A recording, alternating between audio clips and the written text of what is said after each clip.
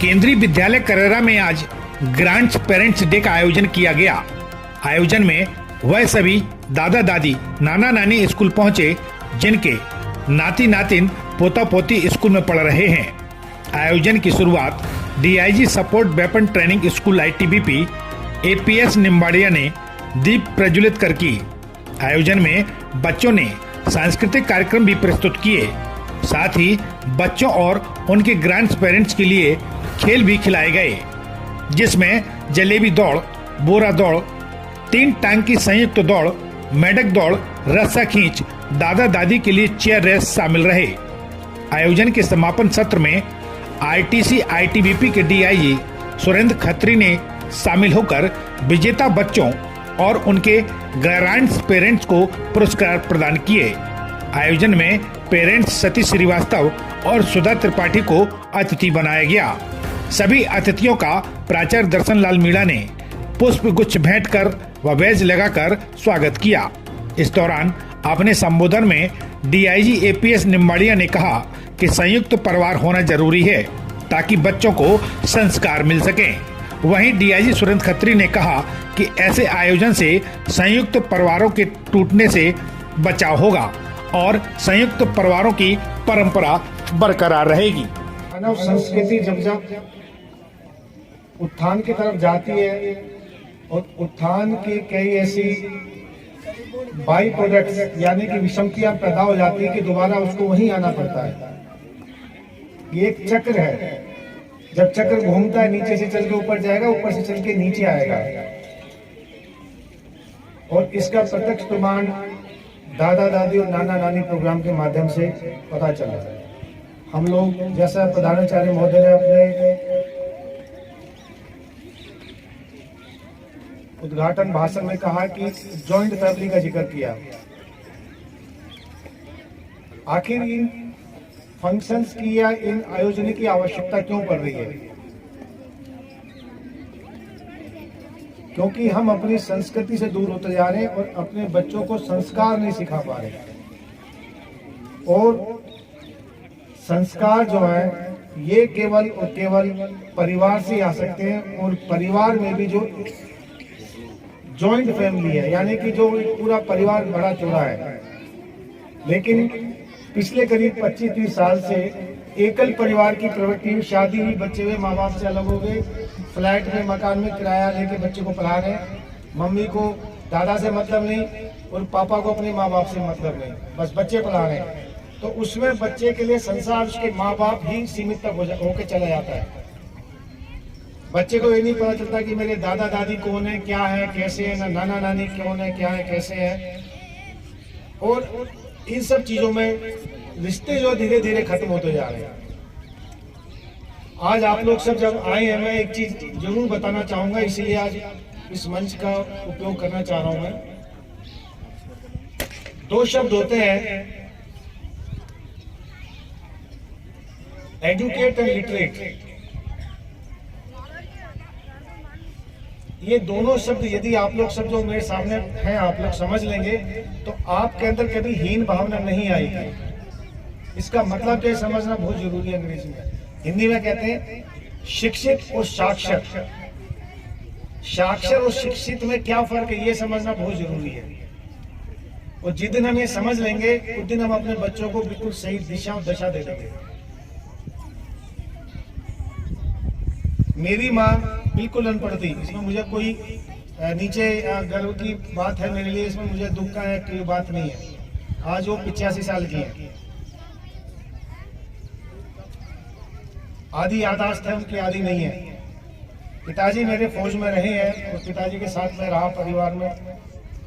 जब भी केंद्रीय विद्यालय में गर्मियों की छुट्टी होती थी, हमारा काम था गाँव में जाना या मामा के यहाँ जाना, अपने दादाओं के अपने नानाओं के जाके। बच्चों का काम था 3री-4थी क्लास के बच्चे का चिलम भरना। हुक्का हमारे यहाँ बहुत चलता है, बस स्टैंड मिलती है, हुक्का भर के दे देना और उनके पास बैठ के उनकी पूरी गप सुनना। लेकिन एक चीज थी, जब भी हम उधम कूद बचा के शाम को या दोपहर में सुबह खाना खाने आते थे तो माँ सबसे पहले थी जाके अपना हाथ धो के आओ, मुंह धो के आओ।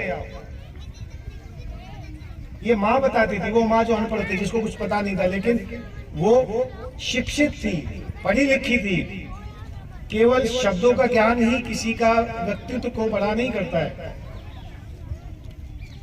जो संस्कार, जो मैंने कहा कि संस्कार केवल दादा दादी, नाना नानी और माँ बाप से ही प्राप्त होते हैं। वो स्कूल में बच्चा कितना 8 घंटे रहता है, बस 24 घंटे में से बाकी 16 घंटे तो परिवार में ही रहता है ना, बच्चा आस पड़ोस में रहता है। तो वो जिम्मेवारी माँ बाप की और दादा दादी, नाना नानी की है।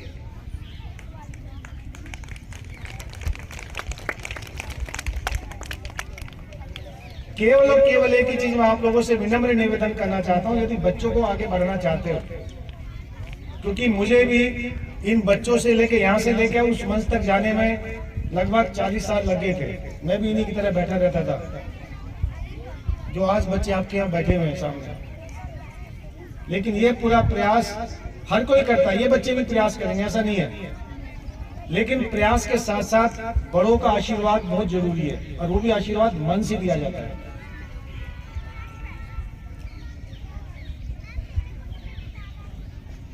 संस्कार की जो बात कही है, छोटी छोटी चीजें जो बच्चों का व्यक्तित्व को आगे करती हैं, बढ़ाती हैं। क्योंकि पेड़ है, छोटा सा पेड़ आप लगाएंगे, उस पेड़ को आपको पहले दिन से समय पे खाद देना पड़ेगा, समय से पानी देना पड़ेगा, और दाएं बाएं निकलेंगे उसको काटना भी पड़ता है ताकि सही शेप में जाए। वही हमारे बच्चों का व्यक्तित्व है। जब बच्चा पहली क्लास से आ गया, जब वो 12वीं करके जाएगा, आपको उसको समय से हर चीज देनी पड़ेगी। यदि कुछ दाएं बाएं जाए उसको डांटना भी पड़ेगा आपको। लेकिन समस्या यही है कि हम परिवारों से दूर होते जा रहे हैं। एक छोटा सा उदाहरण देना चाहूंगा कि मैं क्या कह रहा हूं। मैं 2013 में भारत सरकार की तरफ से एक अध्ययन के लिए गया था फ्रांस में। पेरिस के अंदर हमारा 4 हफ्ते का एक कोर्स था। तो वहां के पार्क में मैं बैठा हुआ था, काफी बड़ा पार्क था। उस पार्क के बीच में मिट्टी के गोले बने हुए थे, रेत के, और बड़े बड़े उसमें चारों तरफ से कवर था। तो मैंने देखा जो बच्चे घुटने में चलते हैं, छोटे बच्चे, उनकी माओ ने उन बच्चों को उस गोले में डाला हुआ था, जैसे बॉक्सिंग का रिंग होता उस टाइप से, मिट्टी के अंदर, और उनकी माँ अलग बैठ के किताब पढ़ रहे हैं, उनको कोई मतलब नहीं, और बच्चा जो रेत में खेल रहा है। कहने का मतलब क्या है? उस वक्त मैंने बड़े ध्यान से चीजों को देखा और फिर अपने इंडिया को कंपेयर किया कि हम कहाँ गलती कर रहे हैं। हम अपने बच्चों को मिट्टी से दूर कर रहे हैं, और विदेशी लोग अपने बच्चों को मिट्टी के साथ मिला रहे हैं। जब तक बच्चा मिट्टी में नहीं खेलेगा, उसकी जो है प्रतिरोधक क्षमता, इम्यूनिटी सिस्टम कैसे डेवलप हो जाएगी? गांव देहात में मैं पूरा गांव में पढ़ा हूं, सब कुछ रहा है। शहर में स्कूल में छुट्टियां गांव में रहती, कटते पिटते रहते, सब ठीक हो जाता था। छोटी सी चोट लगेगी, एकदम डॉक्टर के पास लेके चले जाएंगे, ठीक है, जाना चाहिए, इतना है। लेकिन हमें बच्चों को अपनी जड़ों के साथ, अपनी मिट्टी के साथ जोड़ना है।